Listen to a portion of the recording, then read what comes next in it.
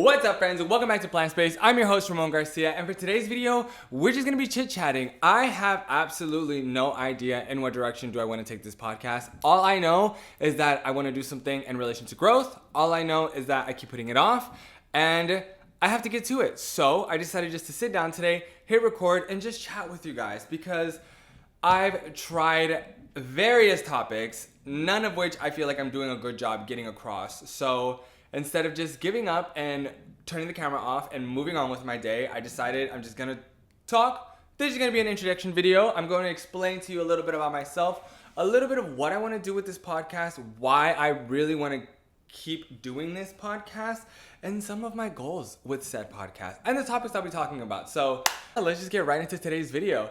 I know that Plant Space is very much exactly that. I want it to be a space in which we grow like a plant, hence the name Plant Space.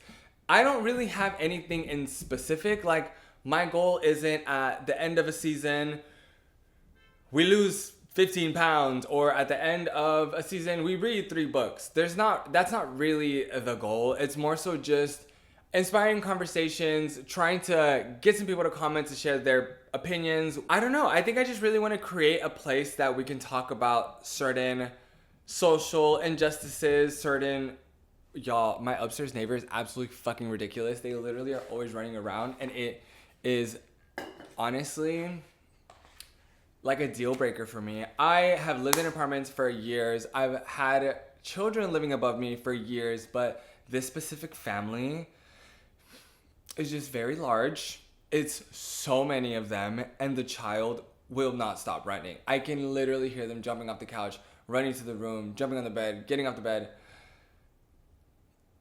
In a world in which it is increasingly important to learn how to coexist with your neighbor, I feel like civility has gone out the window. And I guess that's the topic for today's video.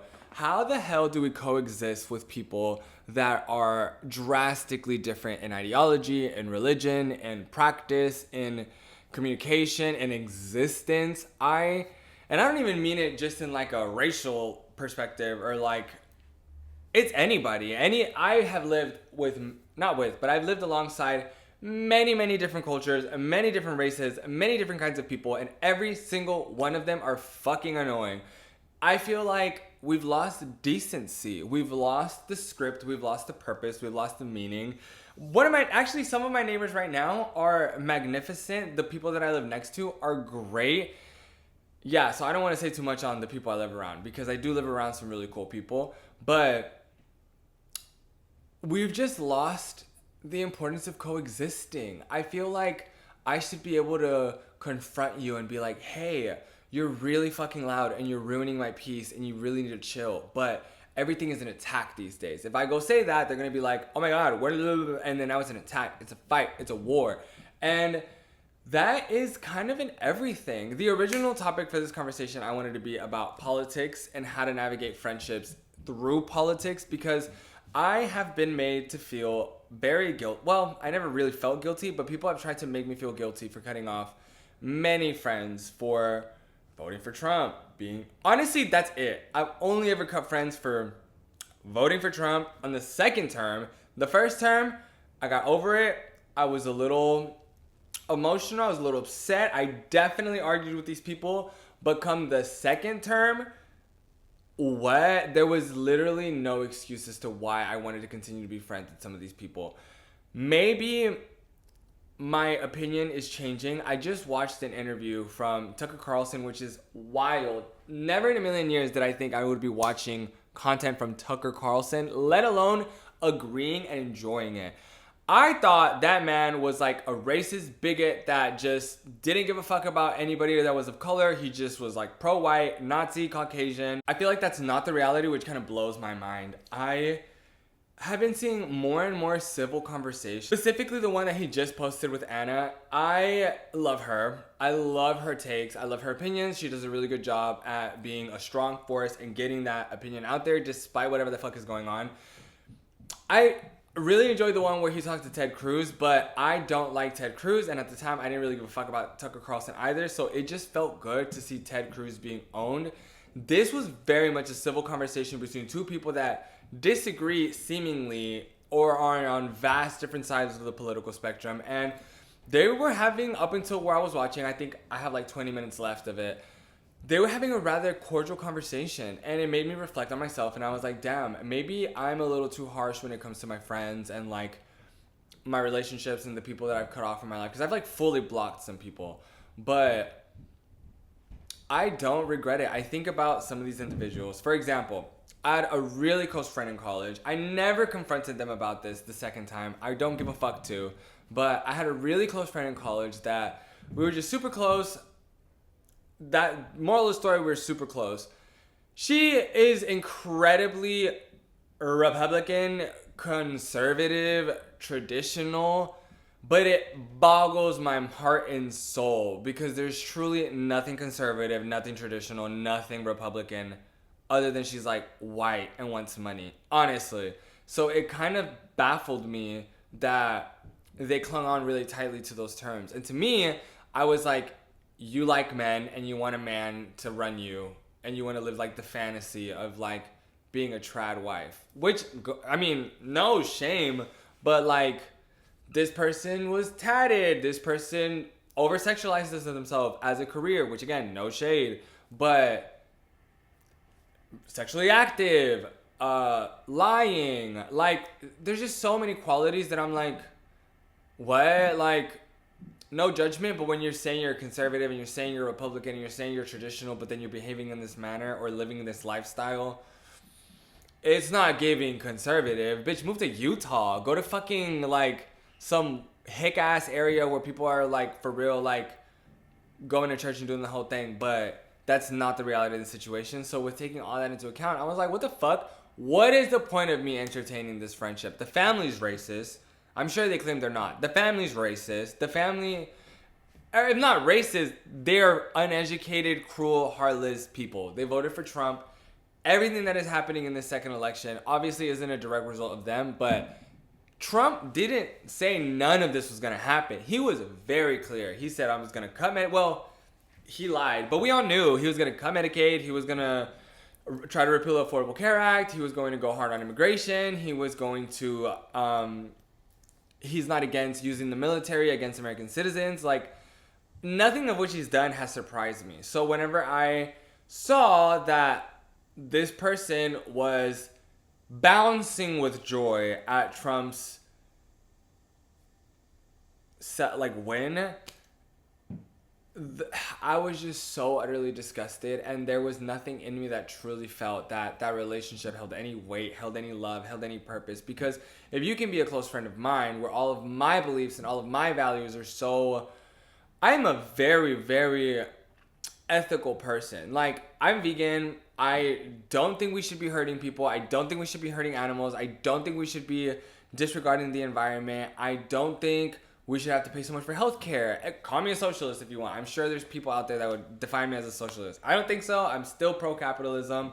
I identify more with the Democratic Party, but also, like, it's the same shit. Like, Kamala, as much as I would have rather her than Trump, she was going to be bombing Gaza anyway. She was going to be very much fucking up the Middle East. So there is a lot of really difficult things when it comes to having these kinds of conversations, but don't ever feel pressured to have these conversations. Well, fuck, I don't know. That's kind of like a double-edged sword, right? Because in the podcast I was watching from Tucker Carlson, he says that there's not enough conversations happening, which I agree with. There is not enough conversations happening. Anna talked about how she lived her life in LA very much in a bubble, and I very much resonated with that because when I was living in LA, all of us were like in the streets protesting, and all of us were like blue. Like, it gives the illusion that America is something that it's not. It's not.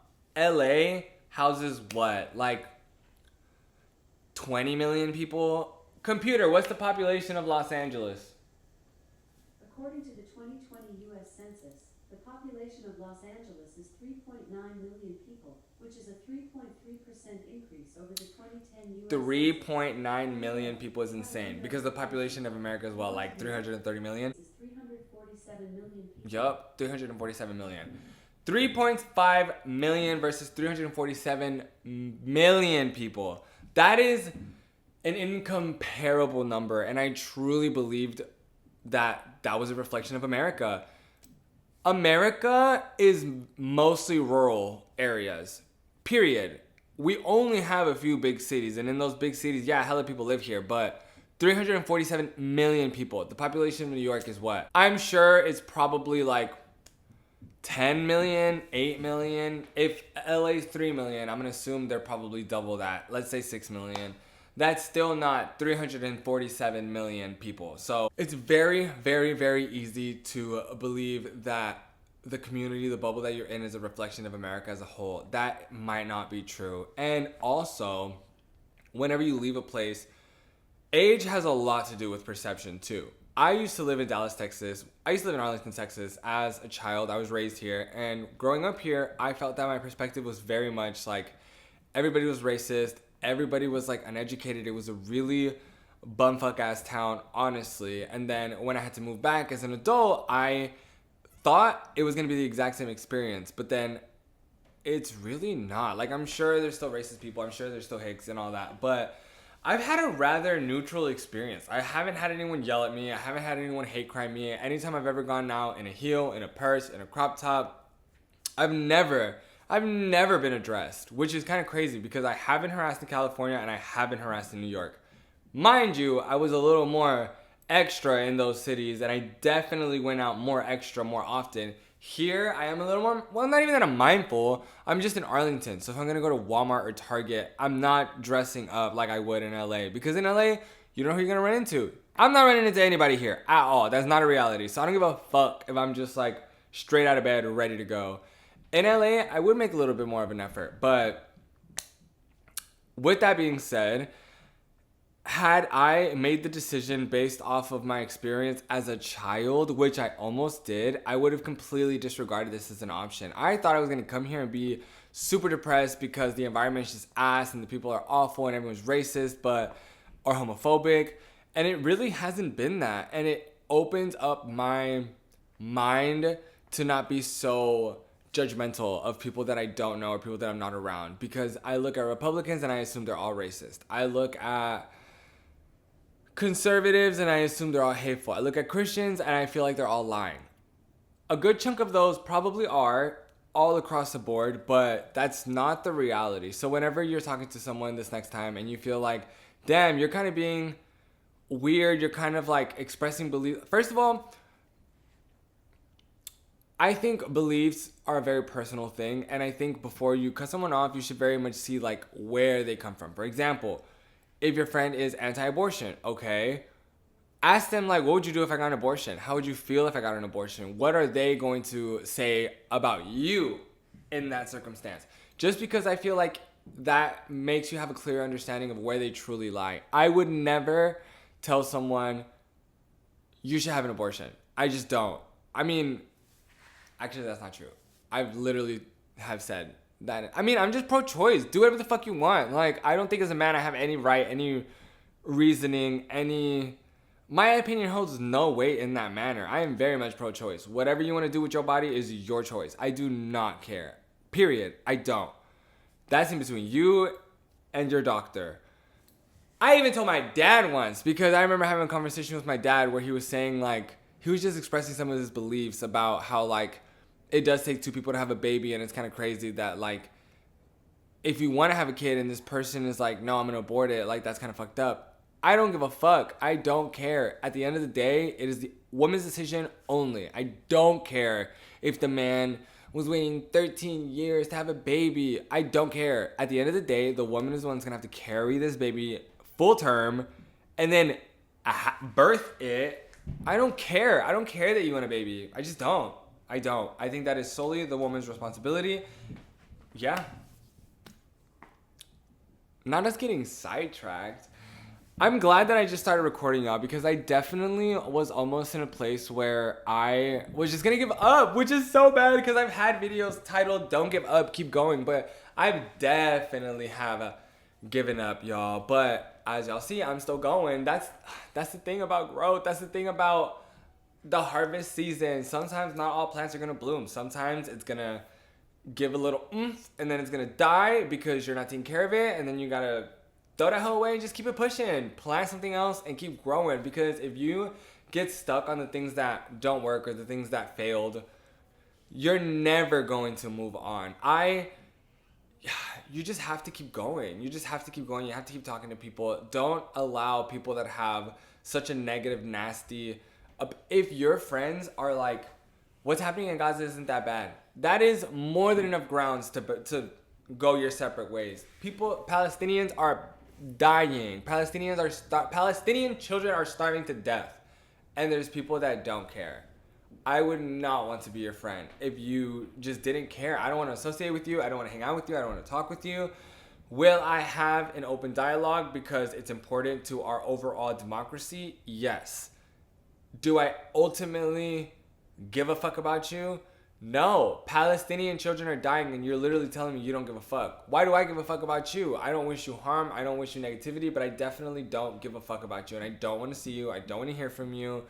It boggles my mind that like people don't unfollow and block people more often. I'm the first person to block, unfollow, mute, restrict. It's just crazy. In this day and age on my phone, you're going to ruin my peace? Absolutely not. That's not going to happen. Thank you guys so much for tuning into today's episode. I wanted to keep it rather short. I don't want to keep rambling. I don't want to do too much. As always, please like, comment, share, and subscribe. I hope you guys enjoyed this video. I know it was a little all over the place, but I just really wanted to take the time to sit down and chat. I didn't want to keep prolonging this. I wanted to make sure I actually filmed something and I actually talked to you guys because I have a lot of dreams. I have a lot of goals. There's a lot of things that I want to get done, but I need to lay the groundwork. I need to lay the foundation. I need to actually establish a real like brand content for myself, and that's never going to happen if I keep doing things for 2 months and then giving up. I have to commit to it. I have to stick to it. So I'm glad I got this filmed. I'm glad you guys watched it. Thank you so much. I already said please like, comment, share, and subscribe. Follow me on TikTok. Follow me on Instagram. Follow me on everything at the Ramon Garcia. And yeah, I'll see you guys next week. Please let me know if you have anything you want me to talk about. Send me a DM. Send me a comment. I respond to literally everything. And I will see you guys next Monday. Bye.